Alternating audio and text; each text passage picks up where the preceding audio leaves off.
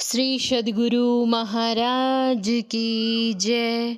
महर्षि संत सेवी प्रवचन पीयूष से अंत ज्ञान के सामने बाह्य ज्ञान तुच्छ है। समवेत समादरणीय सज्जन वृंद, आदरणीय माताओं तथा भक्तिमती बहनों, अभी आप लोग कबीर साहब के बारे में सुन रहे थे।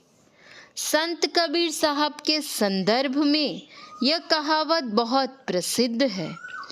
कबीर का गाया गावे तो गजब का धक्का खावे, कबीर की वाणी बूझे तो तीनों लोक सूझे।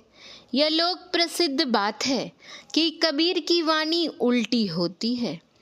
कबीर की उल्टी वाणी बरसे कंबल भीज पानी।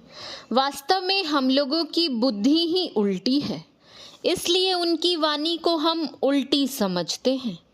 कहते तो वे सुलटी ही हैं। उनकी इस संबंध की एक घटना प्रसिद्ध है। संत कबीर साहब की बहुत ख्याति हो गई तो बहुत लोग उनके पास आने लग गए, जिससे उनको भजन करने में बाधा होने लगी। उन्होंने सोचा कि लोगों को कुछ इस तरह की लीला दिखलाई जाए कि लोग मेरे पास आए ही नहीं। इसके लिए उन्होंने क्या किया सो सुनिए। अभी कुछ दिन पूर्व होली पर्व हुआ। इसी तरह उनके ज़माने में भी होली का दिन था।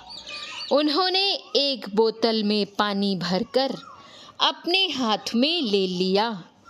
अपनी दाईं ओर रविदास जी को और बाईं ओर एक वेश्या को लेकर शहर की ओर घूमने के लिए चले और गाने लग गए। अररर भैया सुन ले मोर कबीर, दिल लगी देवर भौजाई रे, कछु कहलो ना जाए, ऐसन कठिन भौजाई रे, कछु कहलो ना जाए। बीच बीच में बोतल का पानी पीते और यही गाते चले जा रहे थे। लोगों को होता कि ये शराब पी रहे हैं और वेश्या बगल में है ही। चमार रविदास जी को भी बगल में ले लिए हैं। ठीक ही कबीर की बुद्धि बिगड़ गई है। लोग कहने लग गए, दिन दस भक्ति कबीरा कीन्हा, अहो संग गणिका को लिन्हा। लोगों ने समझा कि कबीर साहब देवर और भौजाई की दिल लगी की बात कहते हैं, लेकिन उनका कहना बड़ा विलक्षण था। दिल लगी देव वर भव जाई रे, अर्थात जिसका दिल देववर परमात्मा से लग गया तो भव जाए रे, उसका संसार भव चक्र समाप्त हो जाता है, यानी आवागमन का चक्र छूट जाता है। संत कबीर साहब तो यह कह रहे थे, पर साधारण बुद्धि के लोग उसका अर्थ कुछ और ही समझ रहे थे। कबीर साहब कुछ पढ़े लिखे नहीं थे, फिर भी इतने बड़े विद्वान थे कि उनकी बराबरी करने वाला कोई नहीं। उसी समय एक पंडित जी थे। उन्होंने विद्वानों से शास्त्रार्थ कर उन सबको पराजित करके अपना नाम सर्वाजित रख लिया और अपनी माता जी से कहा, माँ अब मेरा नाम सर्वाजित हो गया है, तुम भी मुझे सर्वाजित कहा करो। उनकी माता की श्रद्धा संत कबीर साहब में थी। उन्होंने कहा, बेटा सबको तो तुमने जीत लिया, कबीर को जीतो तब मैं तुमको सर्वाजित कहूँगी, वैसे नहीं। पंडित जी ने कहा, माँ कबीर तो महामूर्ख है, वह कुछ भी पढ़ा लिखा नहीं है, उसको क्या जीतना, उससे क्या शास्त्रार्थ करना, जब वह कुछ जानता ही नहीं। माँ ने कहा, बेटा पहले जाओ तो सही। बैल की पीठ पर बहुत सी पुस्तकें लादकर पंडित जी चले शास्त्रार्थ करने। गांव के बाहर कुछ पनिहारिन पानी भर रही थीं। पंडित जी ने उनसे जिज्ञासा की, कबीर का घर कहाँ है? पनिहारी ने उत्तर दिया, कबीर का घर शिखर पर, जहाँ सिल हिली गैल, पाँव न टिके पिपील का, पंडित ला दे बैल। कहाँ जा रहे हो भाई? बैल की पीठ पर पुस्तक लादकर पंडित जी का माथा चकराया कि जिस गांव की पनिहारिन की भाषा ऐसी है तो कबीर कैसा होगा। लेकिन विद्या की ऐंठ थी। मन में सोचा चलकर देखें।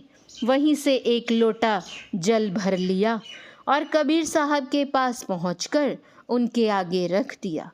लोटा पानी से लबालब भरा हुआ था।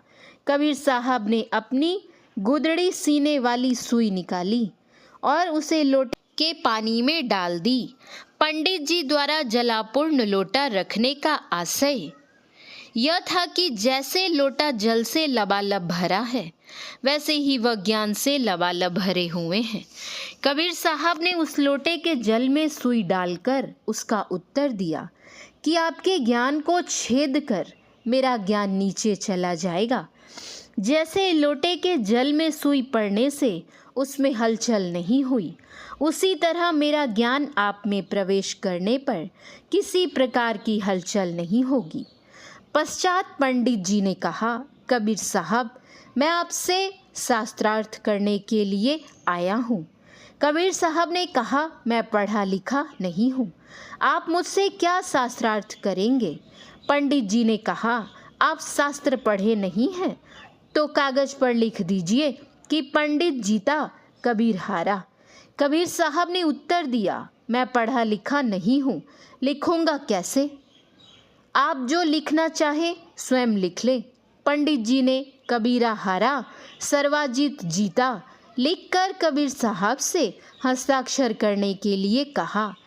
कबीर साहब ने कहा, मैं लिखने के लिए नहीं जानता हूँ, हस्ताक्षर कैसे करूँ? पंडित जी ने कबीर साहब से अंगूठा निशान करने का आग्रह किया। कबीर साहब ने अंगूठा निशान कर दिया। पंडित जी फूले नहीं समाये कि अब माँ को जाकर दिखाऊंगा कि तुम जिस कबीर के बारे में कहती थी, देखा वह हार गया। पंडित जी कागज लेकर जब माँ के पास पहुँचे तो वहाँ वह लिपि हो जाती है, कबीर जीता सर्वाजीत हारा। उनकी माताजी ने कहा, इसमें स्पष्ट लिखा है, कबीर जीता सर्वाजीत हारा। पंडित जी ने कहा, माँ भूल हो गई, लिखा तो मैंने ही था। माँ ने कहा, पुनः कबीर के पास जाओ और लिखा कर लाओ। पंडित जी पुनः कबीर साहब के पास जाकर और अपना भूल बताकर सर्वाजीत जीता और कबीर हारा लिखाकर कबीर साहब से अंगूठा निशान करवाया। जब वे अपनी माँ के पास आते हैं और पढ़ते हैं तो फिर वही बात हो जाती है, कबीर जीता सर्वाजीत हारा। इस प्रकार 3 बार उन्होंने लिख कर लाया और तीनों बार वही परिणाम हुआ। अंत में पंडित जी ने कबीर साहब के चरणों में गिरकर क्षमा याचना की और उनका शिष्यत्व ग्रहण कर अपना जीवन धन्य किया। एक दिन समय पाकर पंडित जी ने संत कबीर साहब से पूछा, आप तो कभी मदरसा गए नहीं, पर इतने बड़े विद्वान कैसे हो गए? मैंने सबको पराजित किया पर आपसे पराजित हो गया। यह विद्या आपने कहाँ पढ़ी, कैसे पढ़ी?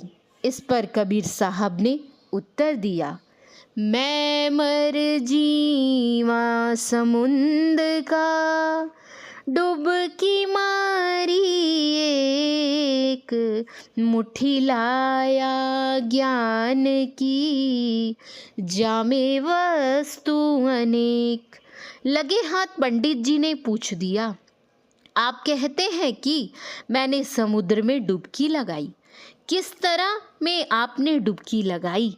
अरब सागर में, अटलांटिक महासागर में, प्रशांत महासागर में या लाल सागर में? तब कबीर साहब ने उत्तर दिया, कबीर काया समुंद है, अंत न पावे कोई, मृतक होई के जो रहे, मानिक लावे सोए। अर्थात यह शरीर सागर है, इसकी था कोई नहीं पाता। जो कोई इसमें जीवन मुक्त होकर रहते हैं, उनको परमात्मा रूपी बहुमूल्य पदार्थ मिलता है। संत रघुनाथ दास जी ने भी इस शरीर को सागर कहा है।